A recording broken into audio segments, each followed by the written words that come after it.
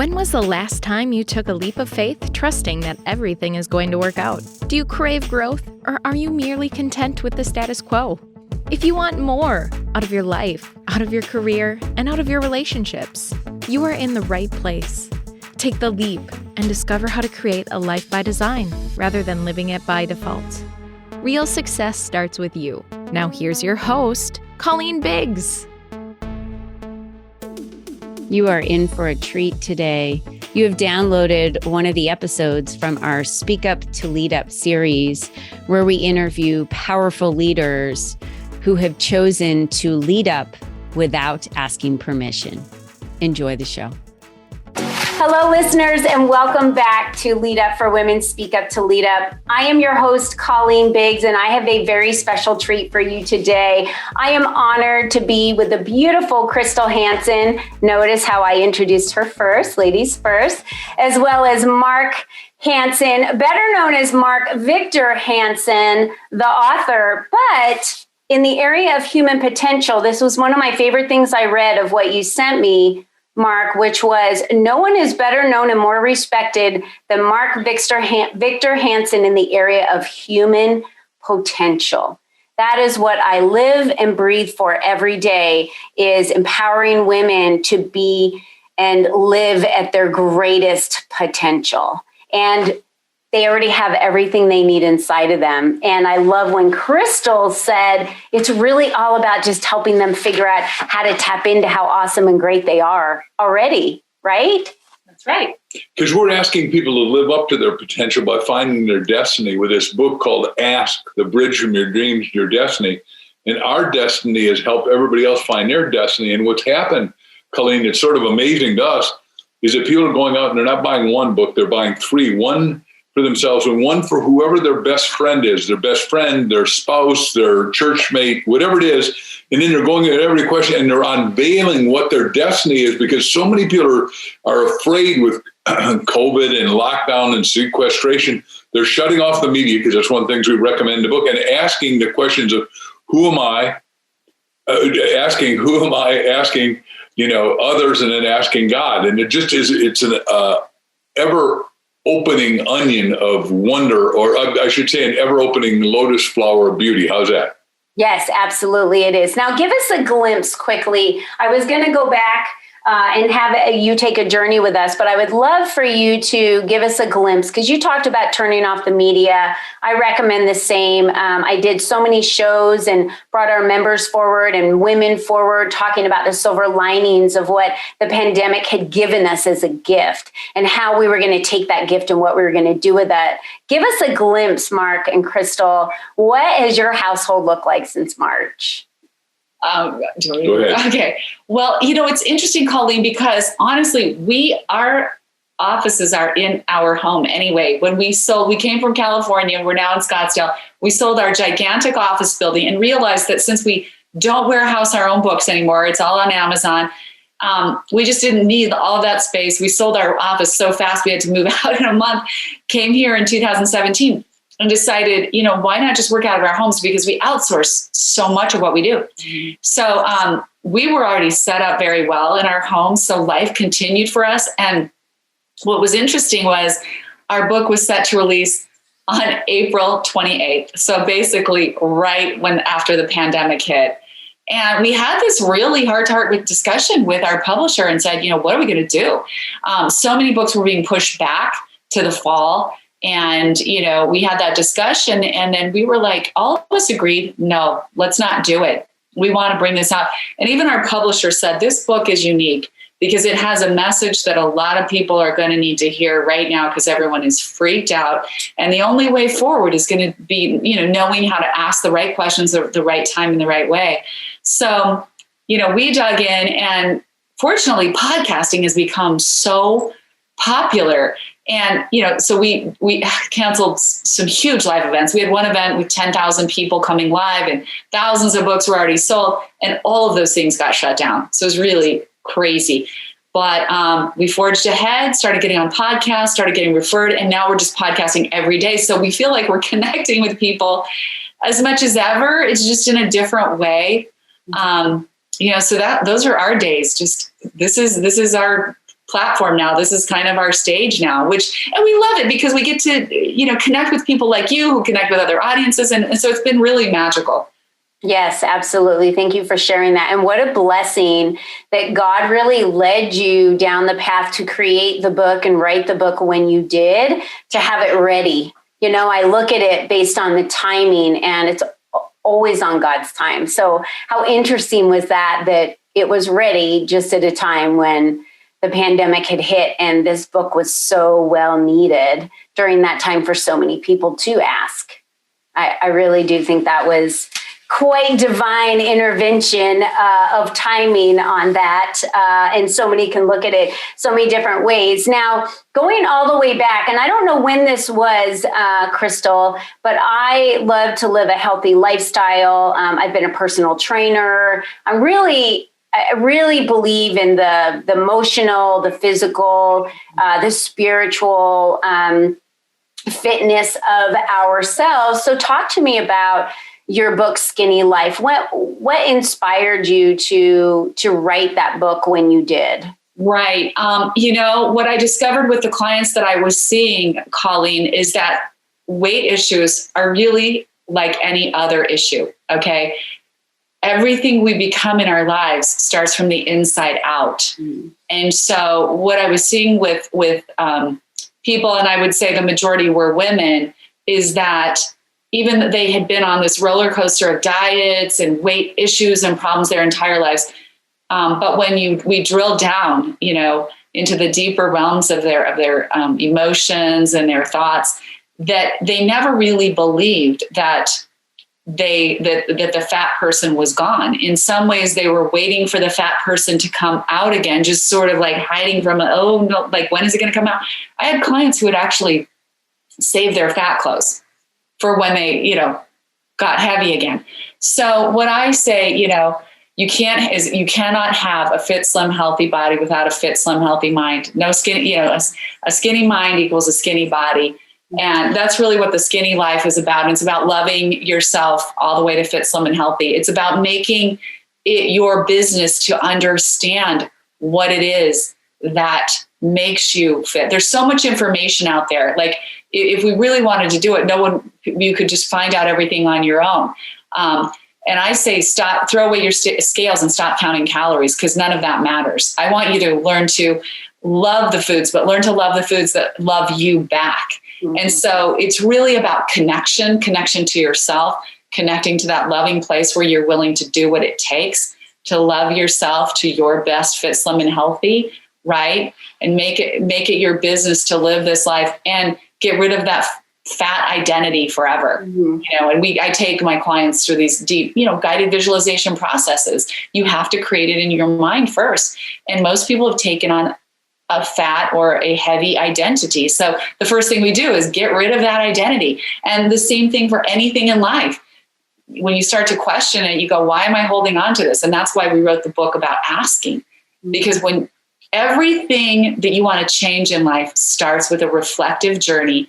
And like Mark said, in the book, we say there are 3 channels through which to ask. And those are ask yourself, ask others, and ask God. Mm-hmm. And each of those channels is equally important. And it starts with that reflective journey of asking yourself, how did I get here? How do I feel about myself? What is not working? What are the lies that I'm telling myself? Or what are the things I'm telling myself, that are they true? Right? Absolutely. Thank you for taking us down that road and explaining that. And I want to ask you, Mark, I'm unconventional in my interviews. You should know that right now. Where did this come from?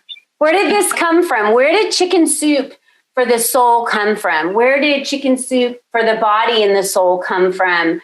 Where did this empire start?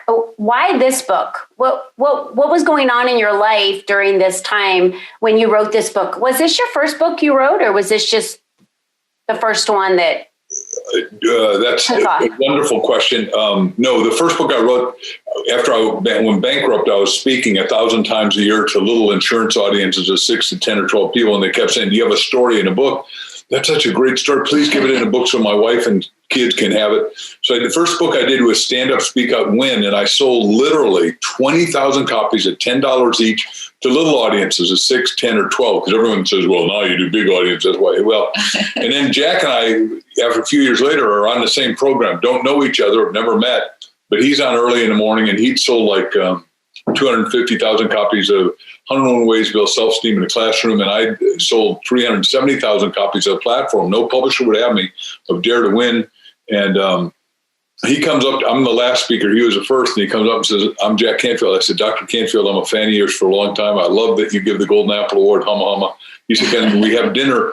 And he said, I've never seen anyone do stories. Would you teach me how to do it? And then we put them together and we said, okay, well, we'll do it as a book. And then we said, well, I don't like the title you got, Jack. So can we do the title thing? And we'll do a thought command where we did mega best selling title, mega best selling title, mega best selling title. Same thing we're teaching and ask. God, what's your destiny for me? God, what's your destiny for me? Right before you go to sleep, 400 times, a mega question to go deep and penetrate the inner space of your mind.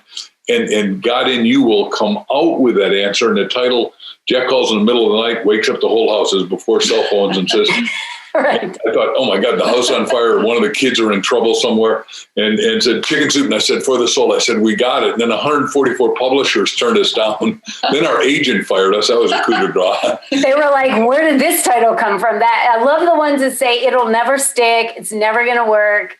And you prove everybody wrong. Well, as a mommy that chicken soup is what your mother and grandmother gave you to feel well when you're sick. And Jack and I were convinced the soul of America is in trouble. Now, we did not know the soul of the world was in trouble and as you said, we sold over 500 million books and we're still rocking. And my goal was outrageous. That's why all those publishers turned us out, because I wrote somehow during my life, I'm going to live the 127th options for renewal.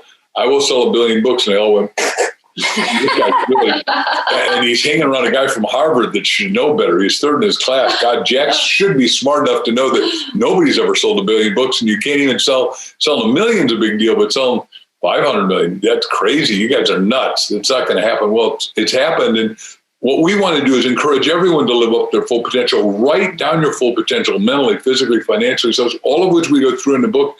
Because everyone's got, Crystal loves to say, 4 times more potential, talent, skill, and abilities than we're using. And it only works when you ask yourself, back to the first question, what is it that I'm supposed to do? And when I was bankrupt, I said, I'm supposed to talk to people that care, the things that matter, that'll make a life-changing difference. And that was after I wanted to kill myself because I lost $2 million that fast. So, we all need to live up to our potential, because if I hadn't been here, 1 billion people would not have been touched by all the stuff I've been able to write. Right. So you were supposed to be here. So let's go back to that moment that you just talked about. Was that the pivotal moment in your life when you went bankrupt? 100%. When I went bankrupt so fast. It was my best, worst experience. It's sort of like Joseph's many color coat story. What you meant for my harm, God meant for my good. And I couldn't see it, and that's why Napoleon Hill in Think and Grow Rich says, adversity, and everybody needs to know this line and memorize it. There's a lot of lines you ought to memorize in life, but every adversity has a seed of equivalent or greater benefit. And going bankrupt, I never would have thought, oh my gosh, I'm going to become world's best-selling author, because I took a remedial reading from 1st grade to 6th grade because my parents were illiterate Danish people, not stupid, very smart, but they didn't have English as a main language. We didn't have any books in the house. They were working 18 hours a day. Mm-hmm. Yeah, absolutely. And sometimes it's those pivotal moments that are the greatest gifts, in our lives. And not only the greatest gift for you, but the greatest gift for millions and millions of lives that you've touched. I just, single old me reads a book. I get an idea from your book as on my personal development journey. I leave corporate. I start a company empowering women, which I've now been able to help hundreds and hundreds of businesses get launched for women so they can go out in the world and share their genius and they can show their human potential. And from one book, and I'm one person that changed. Do you see what the ripple effect that happens from these books and the work that all of us do in the world? And so knowing our potential, God put us here for a reason, and we each have a very unique gift that is not like another. So I'd like to ask you the question. You have been for 40 some years focusing on people and their human potential and really solely helping those individuals. And through that work, you've written books and become an author, become a speaker, become so much more just from that single passion and purpose. What does it mean to you deep down, Mark, to serve people in that manner, to help them find their human potential? First of all, thank you for the reflected glory of you reading the book and getting it, because obviously I read a lot of other, and everybody listening, I want, especially you ladies are historically better readers than men, right? I watch football. I didn't do that. Anyhow, I want everyone to read, right? I'm not opposed to football. That wasn't a slam. Right. The point I'm saying is that the zone you're in and the zone I write in, 312 books now, and Crystal and I are writing more books than ever and got lots of agreements and what we're going to go forward on with publishers, is that everybody needs to read some self-help action books. And because college graduation happens and high school graduation, that commencement means you're starting your education, not ending it. And obviously I write in that zone, but there's so many spectacular books that if you read that, it'll orient your life. And because she's a transformational life coach, it'll have every one of us transform into our higher powered, full potential self. So we do get our way to our destiny by asking the right questions to the right people at the right time to get the right results right here and right now. Mm-hmm. And what is our true destiny, Mark? Okay, so the Bible says in the beginning, all the way through the beginning of Genesis up to 1:28, and it says, you and I are made in the image and likeness. Therefore, we got two things. We're here to create and we're here to contribute. Create and contribute. Create and contribute. Our assumption is it doesn't say you can create until you become a millionaire or a 10 millionaire, whatever, not a 55, 65, 72 and a half. No, you're supposed to, I said, I'm going to live to be 127 options for renewal. I'm halfway to one of my goals. And by the way, I got over 7,000 goals in writing, and there's only one other guy that's got more than me that I know, but that's Dr. John DeMartini, and I love John. We talked yesterday. The point is, you and I are here to accomplish great, wonderful things and have a full-fledged, joyous life, completely good. Yeah, ladies, did you hear that?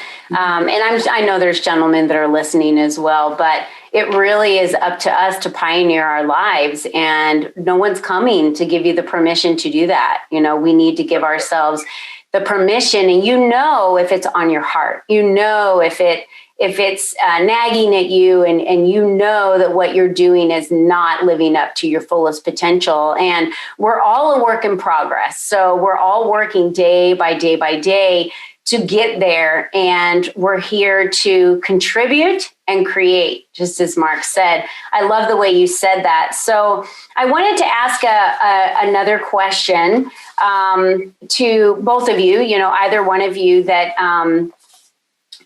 is wanting to answer this. What's next for you guys? So you wrote the book, Ask. This is the book that you're promoting right now. What is next? I know you said you have like 7,000 goals. So you've got bucket lists longer than most have them. And we should all have goals and live our lives to achieve those goals. Because without them, we're just standing in the same place and going around in a circle. We're really not moving ourselves forward. So what's next for the two of you? You feel so fulfilled, right? I feel the energy. You're both so happy and so fulfilled in what you're doing. Where do you want to go from here? One of our first goals, now that we've written the book, Ask, because we really poured our hearts and souls into this. We don't have to work if we just, we don't have to work another day in our lives. But when we have something like this that we feel like is so important to share, we were determined to get it out to the world, and we took a lot of time to do this. The book was so important to us. It was like our baby, and because we knew this message is so important. So that goal right now is to reach at least 1 million people. We know we're going to do it. Don't know exactly how long it's going to take to do that, but we know that if we reach 1 million people with this asking message and get 1 million people to become master askers in their own lives, that is going to transcend those 1 million people and ripple out to many millions more. And in that way, so many people can be transformed, because there's so much that starts to happen when you start asking yourself, asking others, and ask God. That is truly the way that you reach your full potential, that you bring those dreams in your heart out into your destiny journey and reach that ultimate destiny that is waiting for you, is out there for you. That's our first goal. We also are going to elaborate the book because there's so much. I mean, we could spend 4 hours talking about the book. There's so much content. There's so much to learn. So we decided we're going to do some master courses in asking. Super excited about that. We've had people come to us and say, can you please put this in a course? Can I be a coach? Because this book has changed my life more than any book. We've had tons of podcasters say that. So, and just individual listeners. So we want to do that. We want to honor that. If they're being that touched by this movement, then we need to facilitate that as well. So we're super excited about this whole journey. We also are involved with child help. We've helped 1 million kids get out of, child abuse. That work continues on, and we're chairman of the 60th campaign. So it's going to get bigger and bigger and bigger. We're never going to let that go. We're never going to stop making sure we're doing all we can to help these children who don't have a voice for themselves. And, we just want to reach the world. We miss being able to get on a plane and go anywhere in the world and touch audiences around the world. But we'll get back to that. Mm-hmm. And we love the idea that we can connect the world through these conversations and even through a book, because you create a community of people. You create a community of what we're creating now is a community of askers. And so, just empowering people in that way to come together, because the whole circle of asking is being a good asker, but then also being a granter of wishes. And we talk about that in the book, being that person on the other side who gives the gift to others and themselves by saying, yes, I can help you with that. I can grant your wish today. And there's something so beautiful about that when you, as a human being, that is what feeds us, so learning to be a good asker and also learning to be a granter of wishes. Yeah. And the pandemic has really given us the opportunity for so many people to step up and lead, and step out of the shadows and ask, I'm a huge fan of your book, The Bridge from Dreams to Your Destiny, and Granting Wishes. It's amazing. Thank you so much for your work with children and being a steward and a leader and the light for them. Thank you so much for all that you do there. And I just wanted to close by asking you each a question. What is it that you want others to remember you by? When you've gone to be with God, what do you want us to remember you by? At the moment, because of ask, we'd say, look, we've got 7 roadblocks to asking. And what we want people to do is be able to overcome every one of those hurdles with asking. And they are little things like sense of self-worth, because most people have a sense of unworthiness, and we're showing how to get out of that. Most people have a sense of fear right now and foreboding, and we're saying, hey, look, we can show you how to ask your way above, over, under, around. Next is doubt, right? Next is excusology. Next is naivete, and she's got a great story about that if we have time to do it. And then disconnection, because people get disconnected at a multiplicity of levels. We talk about some in the book, and then we think so many kids, because we've got, 5 kids and 6 grandkids, it breaks our heart that so many people are not only disconnected, but disenchanted and disenfranchised at a sovereignty level of their own soul and mind and heart and physical being, like we started talking. So we just want to wake up the whole world to become master askers. And we're asking everyone to look, don't get 1 book, now get 3. Get 1 for you and whoever you're going to go through every question with. And then, so that's 2 books. And then the third one, give to a library, because libraries are broke right now, and they're broken. And every library is saying to us, we want a library, but nobody can afford to do it. So I'm going, well, I've been asking. And last night, like one little podcast we were on, like 60 people immediately bought one for themselves, a friend, and then a library. And it's sort of an amazing ripple effect, like you said, because we got to ask, what is our full potential, and ask our way out of this to fulfill our own destiny, because everyone was encoded at birth, we believe, or before while you were in the womb, and by God, to fulfill a destiny. You've got an assignment, and it's your assignment to find your assignment. That's so true. And I'm going to ask everyone who's listening today, and we'll continue to listen, and we'll have this available to them to buy a book. This is a great time of year. I'm going to buy one for all my clients. I really do. This is a great opportunity for everyone to buy a book, donate them to the libraries, or even the little libraries you may have in your communities, for people to borrow books, and bring another book back. It's just a great opportunity to spread the cheer, and spread the ask, right? How many of us don't ask? Now, Crystal, he intrigued me with that story. So you have to share the story that he was just talking about. Okay. Naivete. Oh, the naivete. Oh, yeah. It's a great story because it goes back to that, we're all born as children with this beautiful ability to ask. We're unashamed, we're uncorrupted. And we want to know everything as children. We want to know who, what, when, where, why, how. And we also are not afraid to ask for more. That's the human spirit stabbing at us going, let's grow, let's evolve. And over time, depending on how we were parented, our jobs, just work, life, rejection itself, that gets crushed out of us. And so it's so important to bring that to life. But one of the roadblocks that Mark was talking about was naivete. And the story I wrote about in the book, when my girls were very little, I had two daughters, 16 months apart. Crazy time. So we had this beautiful Filipino woman who worked for us, and she would come and cook like these wonderful dishes from her homeland for us. We loved her so much. And one day she showed up with this fruit and cut it up on a plate and said, "Here, Crystal, try this. Have you ever had this?" I was like, "No, what is that?" It was this juicy orange fruit. So I bit into it and I go, "Melda, this is the best fruit I've ever tasted. What is this?"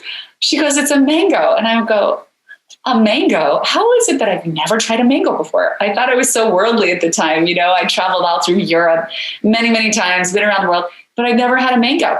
I was totally naive to mangoes because I grew up in Idaho where we had potatoes and no mangoes. But it made me think, how did I miss this? I go, where did you get this? Thinking she imported it from the Philippines. And she goes, "At the grocery store." And I thought, how is it that I pass this at the grocery store every day, right? Or not every day, but when I go to the grocery, pass it every time. What else am I missing in life? Because I'm naive. I just haven't had the life experience, the world experience that allows me to even know or wonder what that is. And what other people am I passing every day? Just because I'm naive, that person could be the best friend I've ever had, the best business partner, maybe an advocate, or maybe I could advocate for this person. Maybe I could change their life. And what other things am I missing? What opportunities am I missing? It made me realize how naive I am and how really naive we all are as we're limited to our own experience, So just getting back to that childlike curiosity and wonder that we need to open that up again and start living in that wonder, start asking more about everything, because that's part of this asking journey. And when you do that, life expands, life becomes so much more rich if you're willing to take the journey and ask those questions. Absolutely. I wondered when I saw that you lived in Scottsdale, Arizona, I wonder how many restaurants we have eaten in together that you've been in at the same time I've been in. I've probably eaten in every restaurant in Scottsdale at some time. And I'm sure you were present at one of those restaurants at the time I was in there. And I always could have just come over to say hi. So we could just wonder about each other. Yeah. And say, wonder and ask a question. Hi, what do you, that sort of thing. And it's like, life is so magical when you live it that way, in wonder and in questions and just being willing to take that asking journey. So once you meet somebody like now we've met on this great podcast, chance of you resynchronizing in time and space is fourfold increased, and we'll now recognize each other and introduce each other to whomever we're with, because, we love eating alone. Seldom does that happen just because there's so many cool people that we love to be with. Right. Absolutely. I feel the same way. And now that you mentioned children, we must talk about families, because my husband and I have 7 kids and 11 grandkids, and our youngest one still isn't even married yet. He just graduated from ASU in mechanical engineering during the pandemic. So don't you just love those grandkids? I mean, come on. It is why we had children. It's true. It's a little secret. Don't tell the kids, but no, they are so magical. But you know what? It is.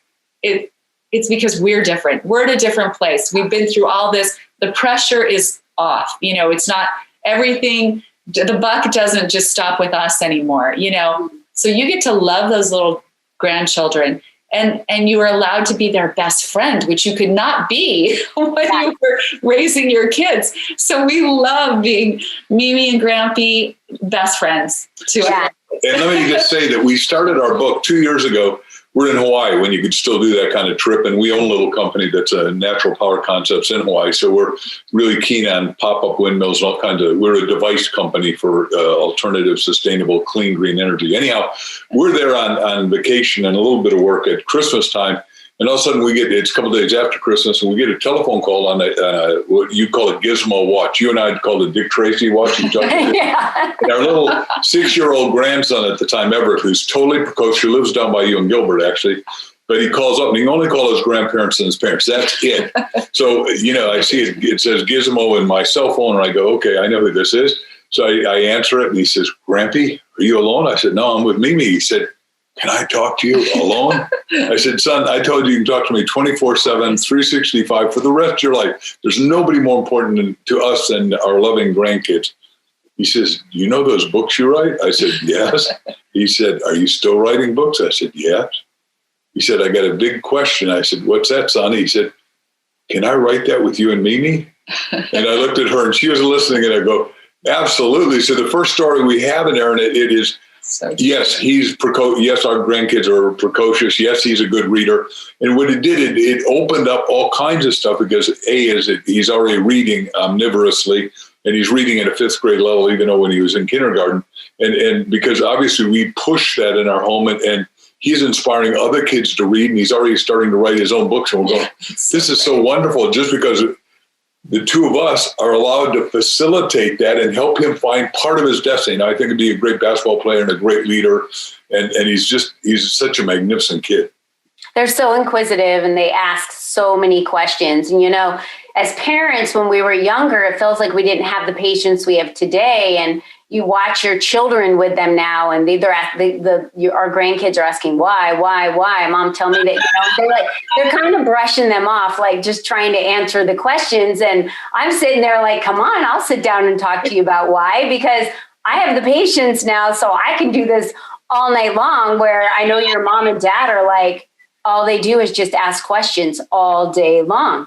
And I love that mind. Their mind is growing so fast, and children have mastered asking. They have mastered asking. We take them on, first of all, they have sleepovers at least once a month, but we also took them, just the 3 of the grandkids that live here, and we got 3 in California, but up to Flagstaff with us, and they could ask every question. When they weren't asking questions, we have games like Scrabble and that in the car, so that would wake them up, and then we'd talk to them about what signage meant, what people meant. Road bingo. Yeah, and if you've never played Road Bingo, it's not a game we created, but it's a wonderful game.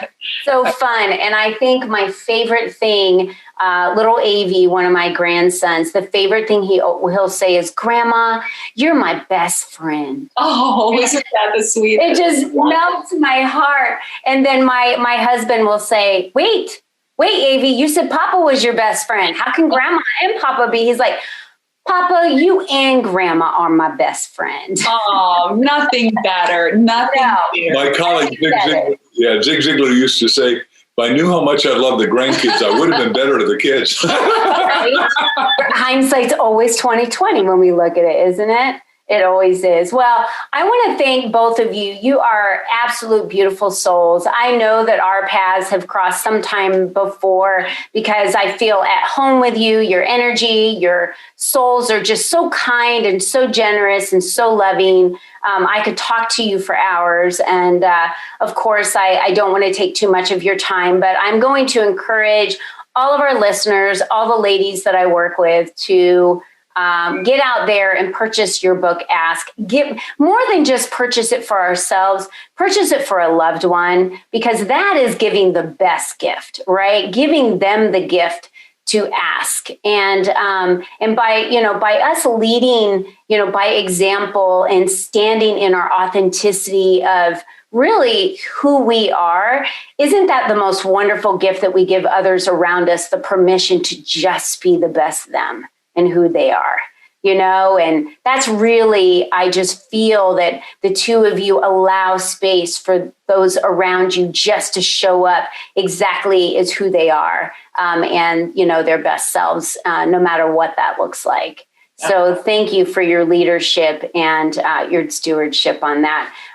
It's a blessing to have the time to speak with both of you today. So we're definitely going out and getting that book. So thank you so much for that. And I want to thank both of you for joining me today and allowing our listeners to get to know you a little bit more today and get a glimpse into your life and what you have as your next steps and what you want to be remembered by, of course, because we always want to be remembered by something.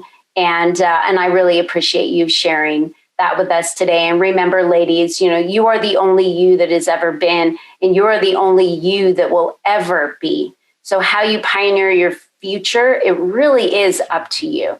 So be the best you and be strong. Thank you all so much for joining us today. Thank you to Crystal and Mark for joining us today. And I'm going to ask that we all go out and get the book, Ask, and give it to a friend for the holiday.